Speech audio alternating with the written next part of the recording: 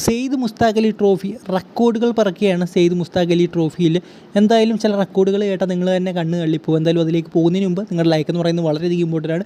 200 ഈ ഒരു വീഡിയോയുടെ ലൈക്കിൻ്റെ ടാർഗറ്റ്സും എല്ലാവരും അതിലേക്ക് എത്തിക്കുമെന്ന് വിചാരിക്കുന്നു. എന്തായാലും ആദ്യത്തെ റെക്കോർഡ് എന്ന് പറയുന്നത് ബറോഡ 349 റൺസാണ് 20 ഓവറിൽ അടിച്ചിരിക്കുന്നതും സിക്കിമിനെതിരെ. അതായത് അവർ ഓപ്പണിംഗ് ബാറ്റിംഗ് ഇറങ്ങി 349 റൺ അടിച്ചു. തിരിച്ച് സിക്കിം സെക്കൻഡ് ബാറ്റിംഗ് ഇറങ്ങിയപ്പോൾ 87 7 വിക്കറ്റ് നഷ്ടത്തി 20 ഓവർ കംപ്ലീറ്റ് ആവുകയായിരുന്നു. സോ വളരെ ദയനീയ പരാജയം, ഒരു റെക്കോർഡ് തന്നെ എന്താ പറയുക നമ്മുടെ ബറോഡ സ്വന്തമാക്കി എന്ന് തന്നെ പറയാം. പിന്നുള്ളതെന്ന് വെച്ചാൽ അഭിഷേക് ശർമ്മ, അദ്ദേഹം ജോയിൻറ്റ് ഫാസ്റ്റസ്റ്റ് T20 സെഞ്ചുറി നേടിയ വ്യക്തിയായിട്ട് മാറിയിരിക്കുകയാണ്. അത് 28 ബോളിലാണ് അദ്ദേഹത്തിൻ്റെ സെഞ്ചുറി അദ്ദേഹം മറികടന്നിരിക്കുന്നത്.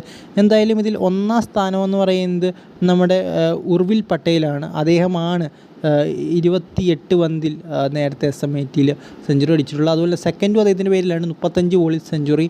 എന്തായാലും അദ്ദേഹത്തെ IPL ഓപ്ഷനെ ആരും തന്നെ എടുത്തിട്ടില്ല ഇതുവരെ.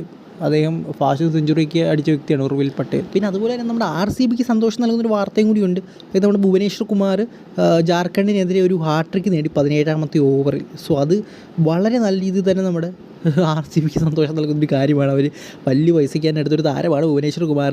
അതുപോലെ ഋതുരാജ് ഗെയ്ക്കു അത് 48 പന്തിൽ 97 റൺസ്, അതായത് ഏതാണ്ട് 3 റൺസ് സെഞ്ചുറി മിസ്സായി എന്ന് തന്നെ പറയണം.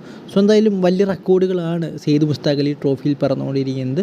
സോ എന്തായാലും സെയ്ദ് മുസ്താഖ് അലി ട്രോഫി കാണുന്നവരുണ്ടെങ്കിൽ ഉറപ്പായിട്ട് കമൻറ്റ് ബോക്സിൽ കമൻറ്റ് ചെയ്യുക.